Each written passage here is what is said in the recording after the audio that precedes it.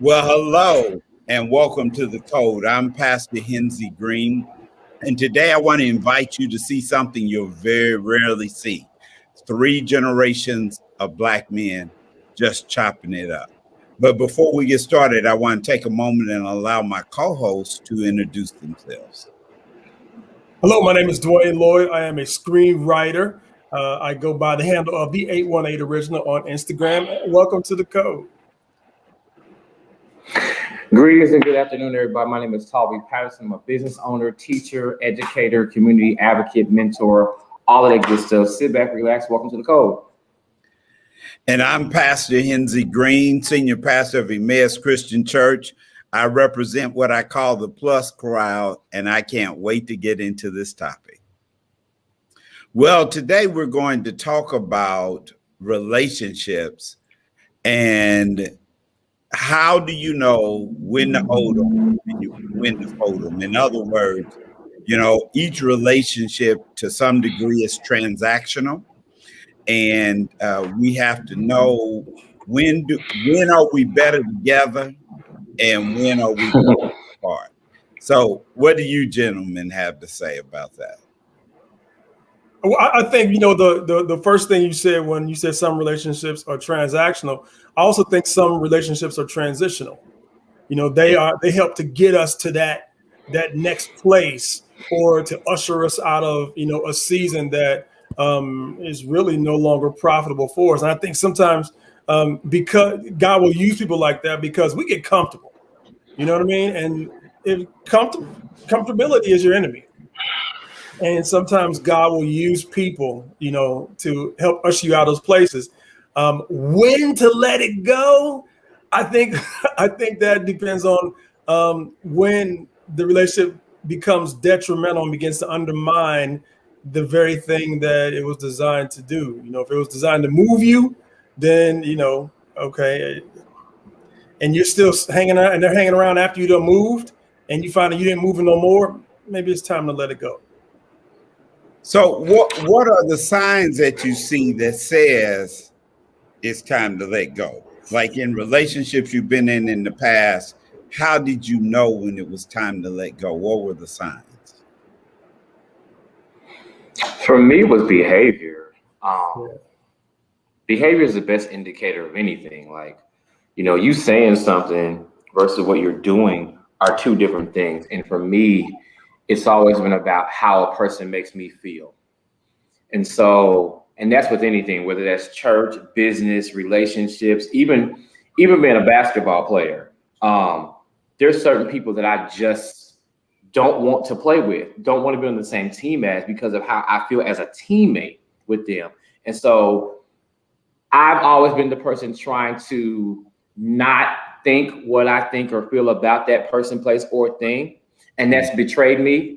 And so you end up being somewhere longer than you intend to be. You end up doing things more than what you were expected.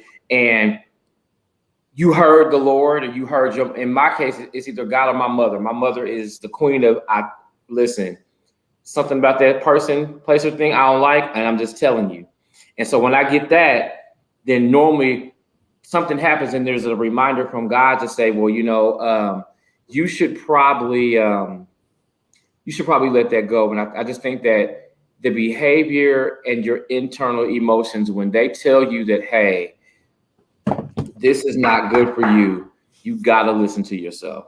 I think that the lack of listening and the lack of taking yourself seriously or knowing the signs that you see or believing what you see is the reason for why some people are not with us today, while some people are in their graves.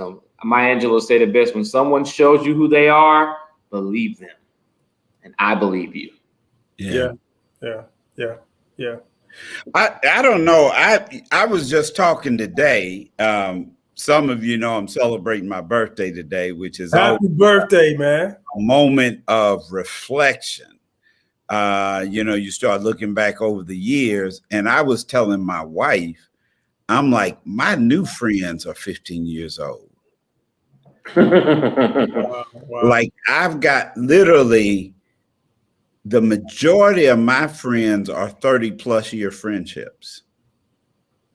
Yeah. One that's a 50 plus years, Wow. Got quite a few that are 40 plus, and 30 plus is the majority of them. And I was talking through, what does that mean for me? You know, I'm looking at why I maintain relationships for so long. Well, you look younger than me. Well, thank you. I mean, you know, they may think you a teen or something. Yeah. Yeah. Why do you think you hold on to relationships so long? Yeah. You know, I think because I'm loyal by nature. I think that's kind of ingrained in me. And then the other thing is kind of, you know, the spiritual aspect of it. Like most people that I can really deal with, I pretty much know right away. And one of the things I recognize, Tavi, like I heard you say, I really don't like to deal with people I don't like. Yeah. Like even, you know, I recognize that's part of why I was entrepreneurial so much. I had a 3.5-year stint in corporate America. And, you know, it just feels like you spend the majority of your life working, and you spend them 8 hours, 9 hours with people you don't like. That just makes sense to me. And you get with people and they, you know, their jealousies or whatever kick in and they'll try to sabotage you. And so I really, now the thing that I had to take a look at several years ago is I could trace my friends by what I was doing. That's good. And I recognized that wasn't a good thing. So like when I had the first club, I was closest to the guys that work with me at the club. And then like I had a second club, and then I noticed I was closer to those guys. And then I had a couple organizations, entrepreneurial type organizations, and I would be closer to those people during that season. And I recognized the majority of my relationship were work relationships. And so now I've tried to stay a little conscious of expanding outside of my work circle. Gotcha. Yeah.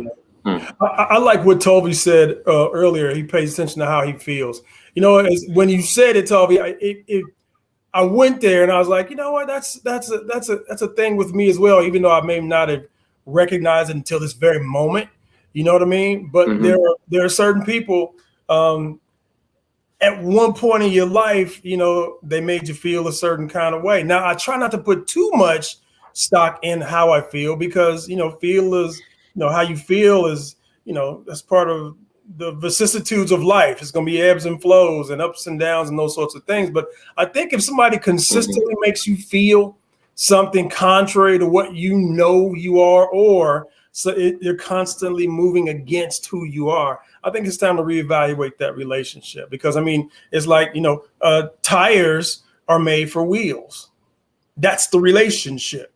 Right. You know what I'm saying? And so when tires and wheels no longer, you know, are able to benefit one another, then maybe it's time to get a new set of tires or some more wheels. In fact, some 20-inch chrome, get rid of them, the most stock boys, and get you some chrome on there, or at least some polished aluminum or something. You know what I mean? But it's like sometimes you just got to switch that up. Well, you know, now I look at it from the other side of that too, that I recognize, like I have certain friends that this is a biblical term, that make my baby jump. You know, kind of like Martha and Elizabeth, like certain people that like, I make sure I'm intentional in relationship because they will make me think. So like when we have conversations, they're thinking conversations, you know, we'll chop it up and it'll bring out new stuff. And there's certain people that do that kind of stuff for you that just spark you or inspire you to some degree. Right. I think for me, it's always been the reason I said I'm heavy on how I feel, because I went through a season of denying that. And then when the consequence of denial in that particular area happened, then you're left with the residuals from that. That individual goes on. I tell people, my best friend Derek, years ago, we had a disagreement because everybody that I said I met was a friend, and Derek was confused by it. Like, he's like, everybody's your friend. That's your friend. That's your friend. He's your friend. She's your friend. Like, who are your friends? And he was like, how do you define friendship? And I could not legitimately answer that question. Wow. It was just like, I'm a cool person. I get along with everybody. Everybody gets along with me. They're my friend. And he was like, I just don't like that. It's like, so then what are me and Dominique? Like, we're your best friends, but maybe PJ's your best friend. Maybe Danny's your best friend. Like, how do you define it? He said, because I don't feel like, as the people who are consistently here for you, that we should be in the same category as everybody else. And so I literally had to sit down and think, like, well, how do I define friendship? Like, I get along with everybody. Like, I'm easygoing. I'm not the one. I don't want no drama, no smoke. Leave me alone. Don't bring it to me. And so I went through some seasons where I had what I consider to be very, very close relationships fail me. And I'm really self-reflective. So I sat back like, okay, well, were there signs? Did I not see them? What did I do to enable that? And then you're like, oh, they were never really, remember such and such told you about them years ago. And you were like, oh, they've never done that to me. And so I started making sticky notes. And so now, like you said, Pastor, I trace. It's one of these. That needs to be right there in your face. Put that right there in your eyes, because y'all dealing with each other, but you want to make sure that if this starts to look like what that sticky note said, start moving that person over there so you can protect yourself. And so now what I have are what I call real relationships, and then there are situational relationships that are based on an environment, an idea, or an endeavor that we have together. I'm an athlete. I play basketball. So those are my guys, and I only talk to them when I'm at the gym. Maybe one or two of them do I have relationship that's very basic outside of the gym. My trainer, that's my guy. I know how Duke lives his life outside of the gym, but we can talk. If he needs advice for something because he's younger than me, then fine. But like my aces, there are very, very few people in this season of my life that I feel comfortable calling on or sharing with. And that's because we have foundation. And with those other people, I don't want that with them because it took too long to pour the concrete, to mix it from dry to liquid, then to put the wires in there to get it set up a certain way. Then I had to smooth it out myself, then to test it if it could see that the house was built. So I'm really, really big on relationship and how things make me feel. The beautiful thing is my mother taught us a long time ago how to treat people. So whether I am close friends with you or you're just a regular individual in the community, my reactions to you, how I treat you are the same as if we had known each other for 40 years. Because that's what my mother embedded in all of us, to be kind and to be fair. I don't treat everybody the same. I treat everybody fairly. And that works for me. Well, I can tell you about 5 years ago, I purged my friends. Really? And this is how I purged them. Because of my nature and my loyalty, a lot of times I was the progenitor of the relationship. So the relationship existed because I made an effort to stay in contact or to stay connected. And I recognized I was just having relationships. I wasn't having relationships. Wow, relationship. It was just relationship. I was doing That's good. I'm taking that with me. And it wasn't no coming back. Wow. And so I just made a decision to stop calling everybody. And if they didn't call me, that was it. It was a wrap. And what's funny is a whole bunch of them didn't even recognize. Wow, that's crazy. Because I had one case where I ran into the wife, and the wife said to her husband, she said, well, when's the last time you talked to Henzi? And he said, you know what, it's been quite a while. And it was to that moment I stopped calling. So I recognized we weren't really friends. We were associates, but there was no relationship going on. Yeah. I get to that point often, man. You know what I mean? I won't even front. It's like, and that's where I was saying earlier, I try not to make it an emotional thing about how I feel, but it is based on how I feel. It's like, hold on, Negro. I mean, why is it every time we talk, it's because of me? So I tell you what, partner, next time we talk, it'll be because you hit me up. And you're right. I don't know if they've noticed. They probably haven't, but there's some people I haven't talked to. And there's relatives I haven't talked to. It's like, okay, all right. But I want to say this though, man. I'm learning the difference. Like you said, Pastor, I like how you called it a relationship. I'm learning. I know it's dope. I'm learning about having a rapport with people. Yeah. There's I don't know if I told y'all this story, but there's an actress. And last week sometime I got on her page. And see, here's the thing about the internet. The internet make you feel like you have a rapport with somebody, but you really don't. Just because they liked your picture when you was on vacation and they said, oh, have a good time, that don't mean you have a rapport. But it gives us that false sense of having a rapport. And so, she had said something about, what she wanted to be known as for her, her intellect and not her beauty, whatever. So I just commented this cool little comment, and it was kind of lengthy, whatever. But I was trying to, just really kind of encourage her, and she deleted the whole thing. And I was like, oh, for real? It's like that? You're gonna delete my whole comment?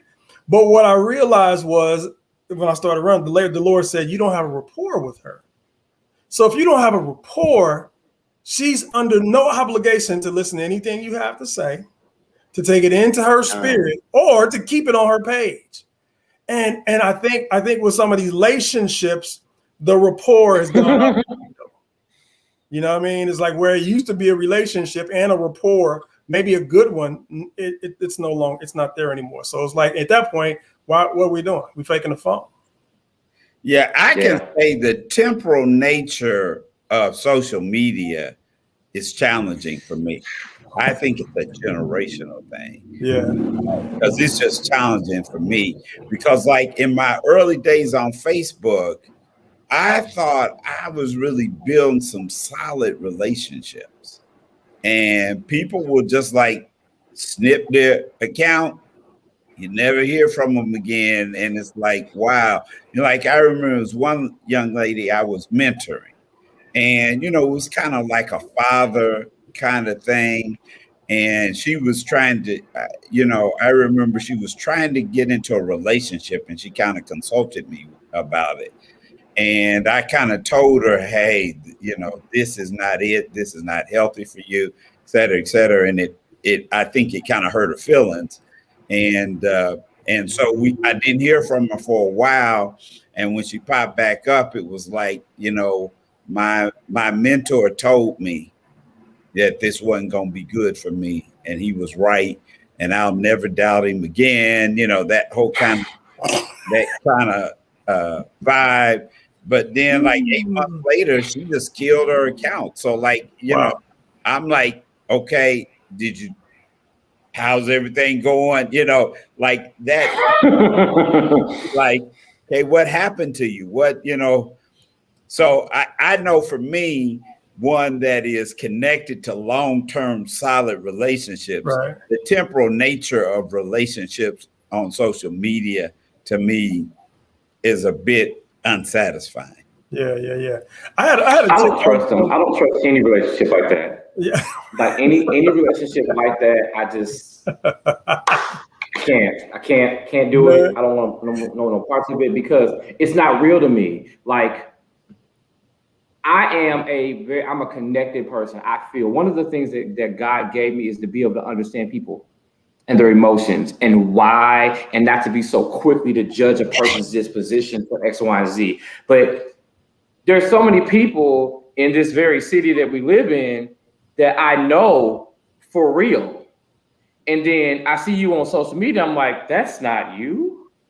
So Then it makes me think about, are you really you with me? Right. Because if you're putting on and the whole world assumes that this is what you got going on, but I know because I just lent you $30 last week that you don't have it like that, right? And so it's not my business to vet your lifestyle, but I feel like it puts me or anyone else at danger when reality happens to you, because we're always validating the greatness of who we see or who you avail yourself to be. I literally just did the same thing that you did, Pastor.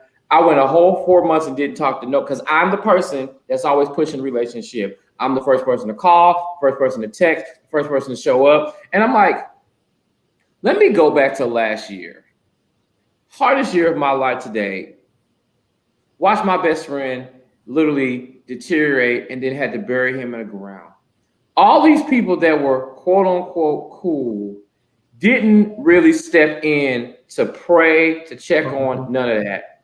Then we go a year later, the anniversary of it, I was good. I've made peace with it. God is in control. But how many of these people that were friends have I actually had conversation with? And so I was like, I'm not texting or calling anybody. And so then I get a random call. Hey, bro, you good? I had deleted the number completely and forgot, because when I delete, I block, then I delete. So there's nothing that you can do here. I will never know. You know, you're blocked first and then you're deleted. So there's no memory that you ever existed. But somehow this individual got my number and called from a different number, like, hey, are we good? And we're having this whole dialogue. And finally I was like, who was this? Oh, you know, this is such and such. I won't throw their name out there. But I was like, I haven't talked to you in a year and a half. I've seen you. Sticky note? Huh? Were they on a sticky note? No, they were not. Sticky note level. They had made, because they never ever gave me a reason up until this moment where my emotions were really, really being challenged and my mental was being challenged to question their ability and their availability for me. I've always, even in what was going through, I was going through last year with my family and handling this, I've never not been emotionally available to anybody, even when my mind was going nuts and I was trying to keep it together. I knew how to take that and set it over here to be present. And so none of these people could. So I was like, it's cool. Yeah. God bless you. I want you to be successful, but this doesn't work for me. And so obviously they were mad. We got history, we do. But now is not the time for you to remind me of what we had, because I would have thought that would have mattered when I was going through a really life-altering moment that literally could have taken my mind from me. Right. And so anybody that's in my life now is there because God wants them there. And then he's given me the okay that they should be there. I don't force it anymore. If you don't call me, you don't text me, I'm perfectly okay. I've understood and I know how to be in company with God and with myself and be okay with it. I have y'all. You guys are great mentors, great leaders. So if I need something from somebody who has wisdom or to be redirected or to even be chastised or checked, those people are in position. And so anybody that's coming or supposed to be here will be vetted by the two of you, my pastor, my mother, people that I trust. Because at this point, I'm 38. There's nothing that I don't have time to start over. I have 20-year friendships. I can actually say 20-year friendships with people. I'm not trying to start over. That was too much. It was too long, and no. Well, but let me say this, Tavi. Now one of the things I have found is, and this is going to sound very calculating, but it's true for me. I've learned how to categorize my friends. Mm-hmm. And so I believe what happened to you, if you'll allow me to say, is that I think all of your friends were in a similar category. Uh-huh. And sometimes what happens is that category does not know how to relate to you from a situation where you're in pain because you have been cast as the strength in that category. Every single time. Yeah. But what that means is you might want to consider investing in some relationships where you're not the smartest person. And because that's what has happened. The one thing that I think I've done my entire life is I've always had mentors. And even now, I have to put my mentors in categories because there's some mentors that if I'm struggling with something, that's not the mentor to call. That's good. Because That's good information. They're not on the faith tip or the encouragement tip. Then I've got what I call a book mentor. I know when I call this mentor, he's going to tell me what the book says. You know, he's straightforward, no left or right, no situational. This is what the book says. This is what you're supposed to do. I've got wisdom mentors that I know they're strong in their wisdom. And so, you know, I do the same thing with friends. It's like if I need encouragement, this is not the friend to call. Because this friend is a little more woe is me. Because when I tell them what's wrong with me, they're going to go, oh, bruh, let me tell you, I know what you're saying. Because just yesterday for me, I'm like, I don't want to talk about you right now. That's your business. No, for this moment. So I don't want to have a misery contest. Right. And so I really kind of learned how to categorize those friends because some of them can't do no better, Tavi. And then you have to make the decision is, do you serve a purpose in their life? Are they in your life? Or is this a time where you need to cut it and let it go? And so let me ask this question. Have any of you had that experience where somebody you really believe was a friend had a flaw that showed up in a way you know they couldn't be a friend in this area? Absolutely. I mean, in fact, I think for me, it actually showed up in family members. And it was never a thing. I began to understand. I was like, Lord, am I supposed to just like, you know, ignore these family members? And the Lord, what he showed me was he was like, what I'm doing with you right now ain't got nothing to do with them. Mm-hmm. I have you where I have you. I am pruning you for a certain season coming in your life. Excuse me. And the effect that they have on you, for instance, I mean, y'all, my brothers, we had this conversation. My nickname forever was Weenie. And forever, I was okay with that nickname. And, you know, almost 50 years old and people call me by that nickname. Well, last year, the Holy Spirit started dealing with me. He was like, where you are going in your life, that nickname can't go. And, you know, I was kind of thrown back a little bit. I was like, I've always got a nickname. And the Lord said, look up the definition of nickname. Do you know the definition of nickname means insignificant, puny, tiny? And the Lord said, and you're answering to that? So here's what I want you to do.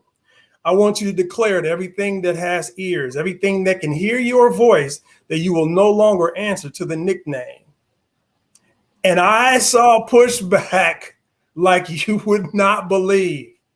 Well, that's what I've always called you. That's what I know you as. I'm going to always call you that. Okay. See how fast I answer. Yeah. And so that's when I start to understand that, you know, again, people who, you know, it's not like they don't love you. It's just there's seasons for everything. And sometimes seasons pop up with, you know, even family members. Man, the thing I wrestle with the most with that is that it was family. And the Lord said, go to the Bible. The first murder happened between who? Two brothers. He said, if you allow them, family will kill you. Whoa. Okay. Yeah. And so what we try to do sometimes, we try to make the distinction because it's family or because it's someone I've known for a long period of time. The Lord was showing me, he was like, that stuff means nothing. If I tell you to move, it's time to move. Yeah. I literally, that's wow. And that's a real struggle for me. It's a real struggle for me. I've always dealt very, very difficultly with losing people. Absolutely. Yeah. And I realized that when my oldest brother passed, that shook me. Like it really, really did. And it took me years to get over him not being with me. Yeah. Like I would cry on November 4th every single year, like we just buried him the day before. And so I realized, and a part of that was, the rejections of life that have happened with people that were closest to me. If you do the right thing, you treat people fairly, you're kind to people, then that will come to you. But it was long days and long nights before people validated or valued me enough to respect me. And so I was very insignificant in the minds of people. Good enough to call, to fix it, to ask an idea, but not good enough to promote. Good enough to do the work, make you look good, but not good enough to validate. Good enough to cash it, pay for it, but not good enough to pay back. It was always some reason or some excuse why showing up for Talvi was not on your to-do list like it was me showing up for you. And so I had to have the same conversation with my family. Like, I just said this to my mom's friend yesterday. When we went to Philadelphia, my mom's from here, my dad's from Philadelphia, we're from Philadelphia. That's my dad's family. My mama's family to them because she was with my dad for 35 years. So she's still Auntie Gwen or whatever. My mother at times has a habit of trying to promote her new relationship in the presence of people that knew her and my father in a particular season. I, as a son, am not okay with that. Whether me and Dennis Patterson get along or not, you will not embarrass him in front of anybody for whatever reason. We have a rocky relationship at times, but that's my dad. And so you're not going to be in front of his people with your new man, talk about y'all new life, while my dad is sitting on the other side and he's supposed to be okay with it, not having it. And so her friend was trying to convince me, well, people move on. Sis, no, it's disrespectful and I'm not having it. And so me and my mom had that conversation. Well, I want to take Gary, take him in your own car. That's fine. You have other relationships that you built, but you're not bringing him around my dad's people because there's no relationship there.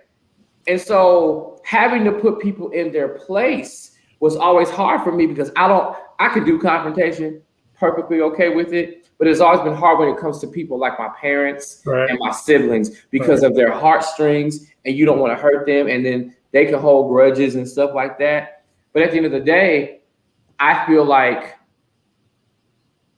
my methodology has always been about peace and the best possible measure and or outcome. And sometimes, no matter how careful I've been, the worst has happened. Yeah. And so you gotta just, for me, I just had to do it. And I've become comfortable with that's just what it is. It's not me, because I self-internalize a lot, if I'm honest. Something doesn't go right. Well, what did I do? It was me. It was me. It was me. And then God began to say, no, they made you feel a certain way. You felt it and you blocked it. And so I ripped that apart.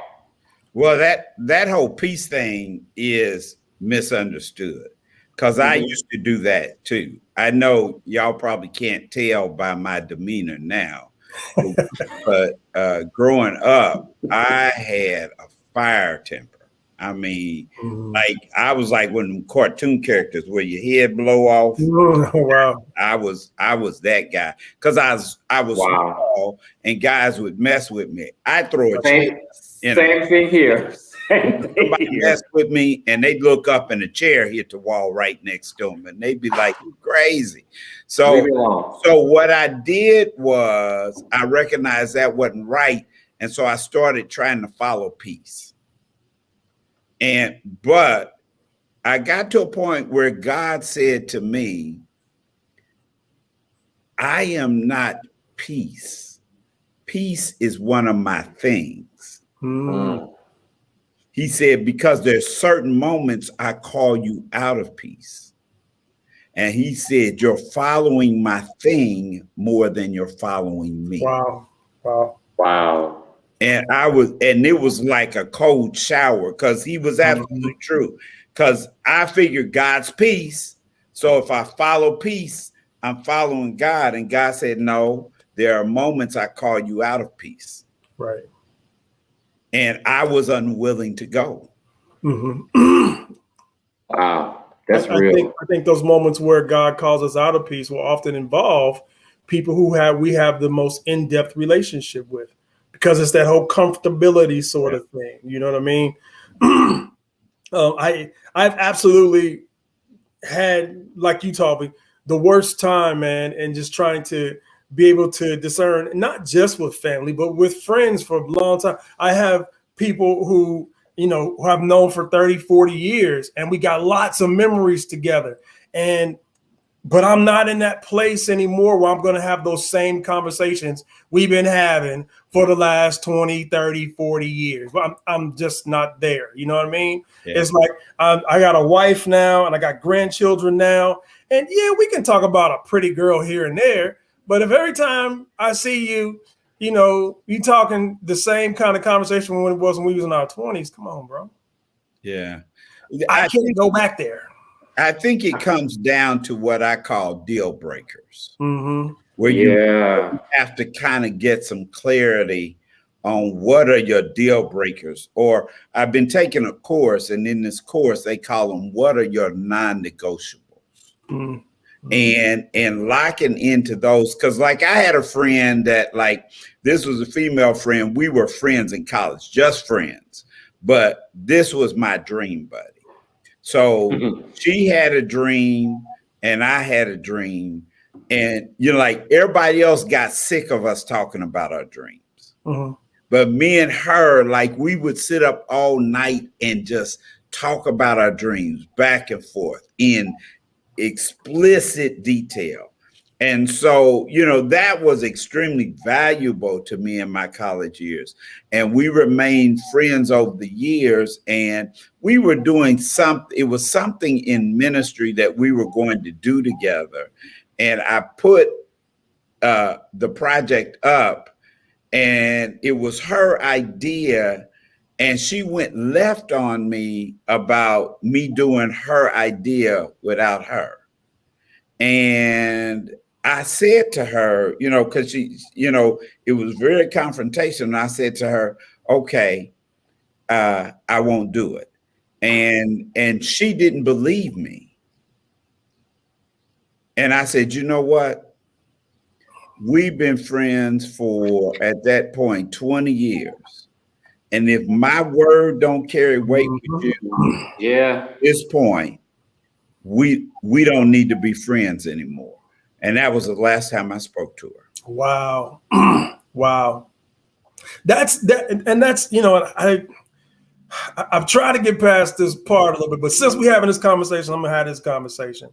That was the issue with some family members that I was having, is because, like you were saying, Tavi, about your mother and her new relationship, there were people who didn't like my ex-wife when we were married. Certain family members. When we got a divorce, now all of a sudden they cool with her. They friending her with her. I mean, they go down to Miami and they hitting her up. Let's go get something to eat. And I'm like, whoa, wait, whoa, what is? Where they do that at? I mean, and so I started looking. I was like, I'm weighing it in my mind. I'm going, if they didn't talk to her when we were married, and we're no longer married. We haven't been married since 2013. But you talk to her now, what are you talking about? And so, and it was hard, man, because it's like, wait a minute. So what do I do? And the Lord said, cleave into your wife. Roll with those who are rolling with you. Yeah, Lord, but no. Because see, here's the thing with God. So he's like, where I'm taking you, you don't have time to be thinking about that. You can't allow your brain power to be taking you there, worrying about if you are in the midst of a conversation with an ex-wife, blah, blah, blah, blah. He's like, no. I need you here. I need and as a writer, as a screenwriter, I need all this. I need every single available electrical impulse in my brain. I can't be delegating out to think about stuff like that. So when I looked at, not just some of those relationships with family, but with friends and other, when you start to take away from my now, and I find my now constantly being in my yesterday and not even considering my future. That was one of the things, I think we've talked about this, Toby, before, is that it's hard for someone else to stay with you if you're not with you in the present. You know what I mean? And so when I find, whether it be family or friends, I don't care how long I've known you, if I'm constantly in another place and not here, I'm reevaluating the relationship. Every time. One of my spiritual mentors, when I'm counseling with him, will say, "So when did you leave yourself?" Boy, oof. Yeah, man. You're not being true to who you are. And he'll say, "When did you leave it? What was the moment you left yourself?" Absolutely. Wow. Because if you left you, nobody else is under any obligation to stay with you. That's crazy. I think we get lost in it. That's a good point. I think we get lost. And I know me I'll give you an example. On July 10th, the neighborhood that I grew up here is known as called like 2G, whatever. And so I grew up in the neighborhood, but I had both of my parents, even separated. I had my mom and my dad and my grandma and my aunt. And so there was a tight ship. You were going to school, you were going to do what you needed to do, you were going to knock upside your head. That was it. And so I always had aspirations that were that contradicted those that were around me. I was a nerd. Then I was a nerd who got saved. Then I was a nerd who could sing. There was a nerd who didn't want to do whatever. Everybody played basketball. I ran track and did gymnastics. They want to chase girls. I'm outside with a can chasing lightning bugs. There was nothing about me that fit in the community that I was in. And so recently, one of the people in the community that follows me on Facebook and vice versa had posted 2G reunion. So I'm like just scrolling because I have no comment. I have nothing to say. We weren't really we knew each other. But when I got to really thinking about the definition and the purpose for what they were doing, even now we're light years apart, but even then we were not even in the same sphere. The things that my parents had us doing as a young person were always considering what would happen if you did this or this. So when they were out hanging on the block till 5, 6 in the morning, sagging their pants, doing whatever they were doing, I had to think about the fact that I can't beat up Dennis or Gwen. So, and I also had older brothers that would do the dirty work for my parents. And so I always had to consider things. And so I was like talking to my sister about it. Well, what about going, what about stopping by? She was like, for what? We know them, they know us, but what was the real depth of the relationship that we had with one another? Yeah. And could you show up to this event as who Tawi is today? I remember my sophomore year of college, I was walking up Sugar Grove Avenue past a group of guys that I played ball with, played AAU with, won championships, all that good stuff. One of them spoke to me. Wow. And I found out later that they all felt that I was bougie or thought I was better than them because I was going to college. Something that they easily all could have done. They all had the same access to the same education. The majority of them still had at least one solid parent in the house. They chose a different way. And so it was frowned upon that I wanted to be an educated Black man and that I understood the power of that education. And so even now that some of them are professionals, they still don't mess with me. And so when I see them, there's this tense, type of like situation, because I'm cool. You should have called me and I was like 22, 23 when I might have cared. But at this point, I'm making a name. I'm doing what I've got to be doing. And so it's interesting when you say, when did you lose yourself? Because I literally was trying to be what everybody wanted me to be because it was comfortable for them. And I'm like, I don't even like them. They don't like me. Yeah. So now that I'm solid, like, hey, listen, these are my deal breakers. And I don't give a care. And I don't care who it is. Right. If you cannot comply, you can't be here. And this doesn't mean that I hate you. I don't want you to go to hell. I still want you to make it into the king's court, into his presence. But we can't have relationship Because again, going back to how it makes me feel, when I had to invest that much energy in just speaking to you, Yeah, it ain't real. It's phony in the mug. Well, one of my mentors told me this, and it really helped me. He said, if your life is an auditorium, everybody's gonna have to be on the first row. wow. He said, there are some people that you can put in the balcony. Wow. They Go still outside and overflow. Yeah, they still in your life, but they're not on the front row. And I think a lot of times with family, that's what we have to do. Mhm. But this is my definition of my most valuable friends. People that know who I am without evidence. Mm-hmm. Mm-hmm. That's good. If they know who, if they gotta wait for you to write the script, they don't know who you are. Wow. They need to know who you are before the Oscar-winning script. Man, you know what that is more confirmation than you could fathom, because that's real right there. It really is. My wife, she's a project manager, and she deals with people, and she appeases people often. And so the agent that I wanted, let's say wanted, because I have her now. The agent that I wanted, my wife was telling me, she said, send her a gift basket. And I was like, a gift basket? She's like, yeah. She's like, some wine and some fine cuts of meat and this, that. I was like, babe, I mean, but she ain't done nothing yet. And she's like, that's beside the point. She said, send it anyway. Send it anyway. Send it to her. Agent called, man, and it was just a wonderful conversation. And she said almost verbatim what you said, Pastor. She said, you sent that to me before you knew what I could do for you. Yeah. And she was and her gratitude just blessed me. I mean, more than I could ever. I was like, wow, it's like that. It's like that. So yeah, I made an investment in her before there was evidence of what she could do. So yeah, it was just wonderful. I am telling you, when people know who you are, that is the most valuable gift. Absolutely. That just blessed me, and I'm posting that on Facebook right now as we speak. I legitimately, because that's real to me. Mm-hmm. And that's what I think for me, why losing a best friend to the capacity was so hard.